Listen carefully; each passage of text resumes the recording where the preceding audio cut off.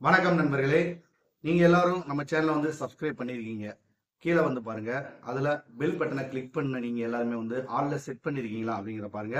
All அப்படின்னு கொடுத்து வச்சா மட்டும்தான் நம்ம போடுற எல்லா வீடியோவும் கரெக்டா உங்களுக்கு வந்து நோட்டிபிகேஷன் வரும். நிறைய பேர் நோட்டிபிகேஷன் வர்றதில்ல அப்படின்னு சொல்லிட்டு இருக்கீங்க. அந்த பிரச்சனை வராம இருக்கணும் அப்படின்னா கண்டிப்பா வந்து நீங்க ஆல் பட்டனை வந்து செட் பண்ணிருக்கீங்க. சார் நண்பர்களே, இப்போ வந்து பாத்தீங்கன்னா நேற்று இருந்து ஒரு வீடியோ வந்து போய்கிட்டு இருக்கு. எல்லாரும் வந்து எனக்குமே அனுப்பிச்சிட்டு இருக்காங்க. அதாவது நிறுவனத்துக்கு எதிராக நான் வந்து பேசுற மாதிரி ஒரு ஏஐல வந்து ஒரு வீடியோ ஒன்று ரெடி பண்ணி எல்லாரும் வந்து பப்ளிஷ் பண்ணி விட்டுருக்காங்க. அது எல்லாத்தையும் ஸ்பிட் பண்ணிட்டு இருக்காங்க. என்ன காரணம் அப்படின்னு தெரியல. நான் ஏன் நிறுவனத்துக்கு எதிராக பேசுற மாதிரி வீடியோ போடணும்? இல்ல நான் சொன்னாப்புல மக்கள் கேட்க போறாங்களா? இல்ல எனக்கு இது வந்து புரியவே இல்லை. ஃபர்ஸ்ட் நீங்க வந்து அந்த வீடியோ வந்து உங்களுக்கு ஒரு குழப்பமா இருக்கலாம். அந்த வீடியோ வந்து இப்போ நீங்க ஃபர்ஸ்ட் பார்த்துட்டு வாங்க. அதுக்கப்புறமா வந்து நம்ம பேசலாம். அது எந்த சேனல் முதற்கொண்டு எல்லாமே வந்து அந்த ஸ்கிரீன் ரெக்கார்ட்லேயே வரும். அதில் நீங்க பார்த்து தெரிஞ்சுக்கோங்க. இப்போ நீங்க இந்த வீடியோ பாருங்க. வணக்கம் நண்பர்களே. கோவை மைவி3 ஆட்ஸ் நிறுவனத்தில் முதலீடு செய்து ஏமாந்தவரா நீங்கள் அப்படின்ற தலைப்புல இந்த நியூஸ் வந்து பப்ளிஷ் ஆயிருக்கு. கோவை மாவட்டத்தை தலைமையிடமாக கொண்டு மைவி3 ஆட்ஸ் என்ற நிறுவனம் இயங்கி வந்தது. செல்போனில் விளம்பரம் பார்த்தால் பணம் சம்பாதிக்கலாம் என்று நூதன விளம்பரம் செய்தது. இதற்காக பல்வேறு பிரிவுகளில் விஷயங்களை அறிமுகப்படுத்தியது. அவர்கள் கூறிய ஆசை வார்த்தைகளை நம்பி நாடு முழுவதும் பல லட்சக்கானோர் அந்த நிறுவனத்தில் முதலீடு செய்தனர். குறுகிய காலத்திலேயே அந்த நிறுவனத்தின் மீது அடுத்தடுத்து புகார்கள் இருந்தன. இது குறித்து கோவை காவல்துறையினர் பல்வேறு வழக்குகளை பதிவு செய்தனர். மோசடி தொகை அதிகம் இருக்கும் என்பதாலும் முதலீட்டாளர்கள் மாநிலம் முழுவதும் இருப்பதாலும் இந்த வழக்கு பொருளாதார குற்றப்பிரிவு காவல்துறைக்கு மாற்றப்படுது. பாத்தீங்களா, நான் சொன்னது நடந்துச்சா? இதை நம்ம என்ன சொல்றோம்னு நுணுக்கமாக கவனிக்கணும். நான் ஏற்கனவே சொன்ன மாதிரி தான் இதை என்ன பின்தொடர்ந்து வந்தவங்களுக்கு தெரிஞ்சிருக்கும் நான் என்ன சொல்ல வரேன்னு. நம்ம சொல்றது ஒவ்வொன்றும் அப்படியே நடந்துட்டு வருது. அடுத்து என்ன சொல்லி நம்ம பார்ப்போம். நிறுவனத்தின் உரிமையாளர்கள் விஜயராகவன் மற்றும் சக்தியானந்தன் ஆகியோர் கைது செய்யப்பட்டனர். பாத்தீங்களா, நான் சொன்ன மாதிரி நடந்துச்சா? அடுத்து பாருங்க. பிறகு அவர்கள் ஜாமீனில் வெளிவந்தனர். ஆனால் நிறுவனத்தில் முதலீடு செய்வதற்கு பணம் வந்து சென்று சேரவில்லை என்ற புகார் பரவலாக உள்ளது. நம்ம சொல்ற ஒவ்வொரு விஷயம் நடந்துட்டு வருது பாருங்க. இந்நிலையில் கோவை பொருளாதார குற்றப்பிரிவு காவல்துறை வெளியிட்ட அறிவிப்பு, மைவி3 ஆட்ஸ் நிறுவனம் தமிழகத்தில் பல்வேறு மாவட்டங்களில் செயல்பட்டு வந்தது. இது தவிர கர்நாடகா, கேரளம், ஆந்திரா, தெலுங்கானா, உத்தரப்பிரதேசம், மத்திய பிரதேசம் உள்ளிட்ட மாநிலங்களில் இயங்கி வந்தது. மோசடி பிரகாரம் நிறுவனத்தின் செயல்பாடுகள் முடக்கப்பட்டுள்ளன. முதலீடு செய்து ஏமாந்தவர்கள் காலம் தாமதிக்காமல் கோவை மாநகர காவல் ஆணையர் அலுவலகம் வளாகத்தில் உள்ள பொருளாதார குற்றப்பிரிவு காவல் கண்காணிப்பாளர் அலுவலகத்தில் புகார் அளிக்கலாம். இதே போல அந்தந்த மாவட்டங்களில் உள்ள பொருளாதார குற்றப்பிரிவு துணை கண்காணிப்பாளர் அலுவலகத்தில் தகுந்த ஆவணங்களுடன் புகார் அளிக்குமாறு கேட்டுக்கொள்கிறோம். இதைதான் நம்ம சொல்லிட்டு வந்தோம். தொடர்ந்து நம்ம நேயர்களுக்கு இத ஒவ்வொரு வீடியோலும் நான் பதிவு செஞ்சிருக்கேன். உடனே போயிட்டு புகாரை அளித்து உங்களுடைய பணத்தை பெறுவதற்கான நீங்க தான் உறுதிப்படுத்திக்கணும். அடுத்த பதிவில் இதே போன்ற குழப்பதற்காக நான் வருகிறேன்.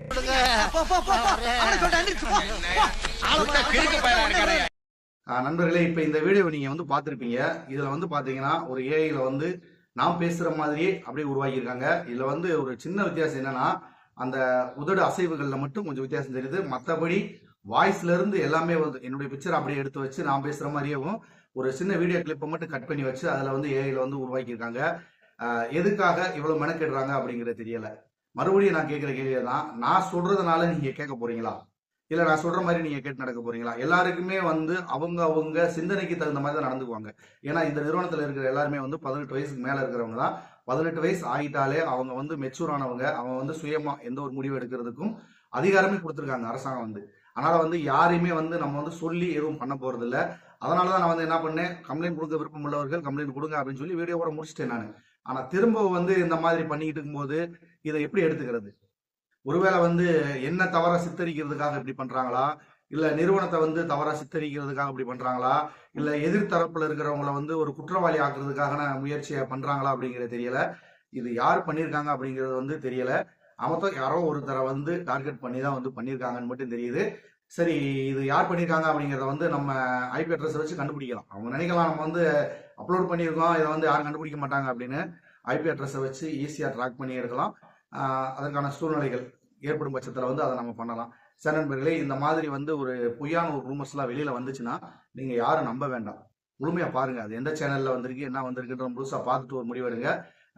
அந்த வீடியோவில் பார்த்துருப்பீங்க. அதிலே பார்த்தீங்கன்னாலே தெரியும். நிறைய விஷயங்கள் வந்து நம்ம பழச பேசுனதெல்லாம் அதாவது ரைட்டிங் பண்ணி அது எல்லாத்தையுமே கொடுத்து பேச வச்சிருக்காங்க.